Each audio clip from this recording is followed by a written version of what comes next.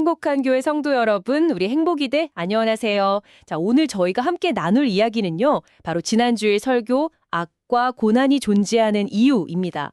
들으시면서 이거 참 어렵다. 또 마음속에 계속 남는 그런 질문이셨을 것 같아요. 전능하고 선하신 하나님이 다스리시는 세상에 왜 이런 아픔이 있어야 하나? 정말 풀기 어려운 문제죠.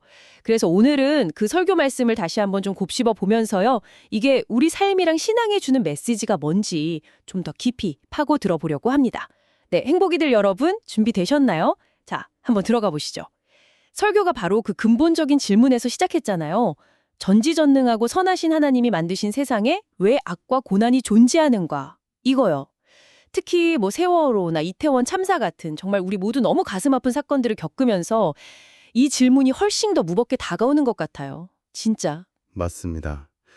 네, 여기서 설교가 먼저 딱 짚어준 중요한 전제가 있었죠. 바로 우리가 모든 걸 다 이해할 수는 없다. 예, 이런 겸손함이 필요하다는 거예요. 때로는 너무 강한 신념이나 확신이 십자군 전쟁이나 종교 재판 같은 그런 역사적 비극을 낳기도 했다는 점을 설교에서도 말했듯이요. 이 악과 고난의 문제는 우리가 다 안다 이렇게 말하기는 참 어려운 영역이다. 이걸 먼저 인정해야 한다는 거죠. 네, 그렇죠.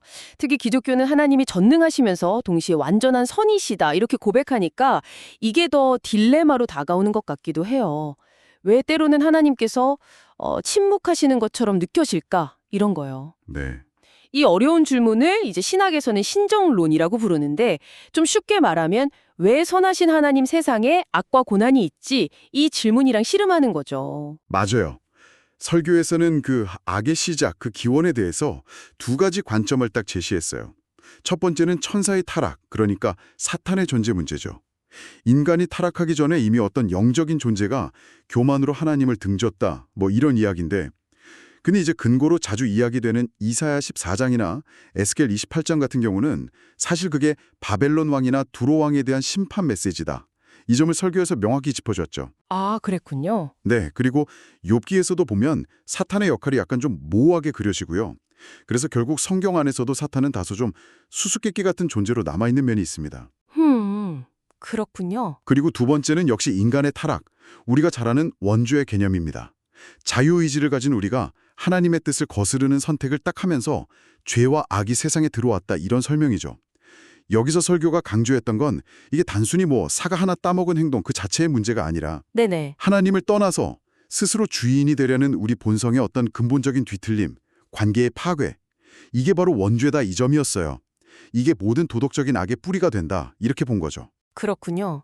그 원죄 개념이 그럼 다음 세대로 이어진다는 부분은 사실 좀 이해하기 쉽지 않다고 설교에서도 솔직하게 인정했던 것 같아요. 그쵸? 네, 맞아요. 쉽지 않은 부분이죠. 뭐랄까 유전적인 개념보다는 어떤 관계의 단절 그리고 그 영향이 계속 퍼져나가는 것? 약간 이렇게 이해하는 게 좀 더 도움이 될까요? 네, 맞아요. 그렇게 볼 수 있을 것 같습니다. 그리고 설교는 이런 악과 고난의 기능에 대한 전통적인 설명 두 가지도 소개를 했죠. 아, 네. 하나는 인과응보, 그러니까 죄에 대한 벌이다 이런 관점이죠. 신명기나 욥의 친구들이 약간 그런 시각을 보여주는데 근데 현실에서는 실로암 망대 사고처럼 예수님도 그 사건 언급하시면서 재난이 꼭 죄 때문만은 아니다 하셨잖아요. 맞아요. 네, 그렇게 개인의 죄랑 직접 연결하기 어려운 고난도 많다는 한계가 분명히 있고요. 다른 하나는 그 영원 성장 이론이었죠. 하나님께서 우리를 더 거룩하게 빚으시려고 마치 그 용광로에서 불순물 제거하듯이 연단의 도구로 고난을 쓰신다 이런 설명이요. 네, 맞습니다. 설교에서는 특히 이 영원성장 이론을 이야기하면서 과거의 신정론이 약간 하나님을 변호하는 데 좀 집중했다면 오늘날 우리의 과제는 이 고난 속에서도 어떻게 하나님을 신뢰하면서 믿음으로 살아갈 것인가 여기에 더 초점을 맞춰야 한다 이렇게 강조했어요. 아, 하나님 변호가 아니라 우리의 믿음의 문제로? 그렇죠. 네, 이걸 위해서 설교는 창조에 대한 이해를 좀 새롭게 제시했어요. 이게 좀 흥미로운데요. 창세기 1장이 그냥 완벽한 세상에 타락한 이야기?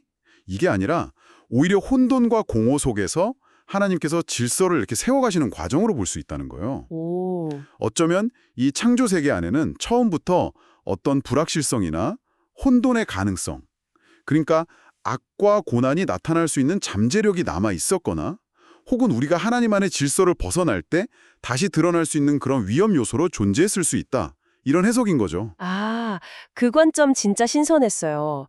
그러니까 완벽한 로봇이 아니라 자유의지로 선택하고 하나님과 관계 맺으면서 성장하는 존재로 우리를 만드셨다는 거랑 딱 연결이 되네요. 맞아요.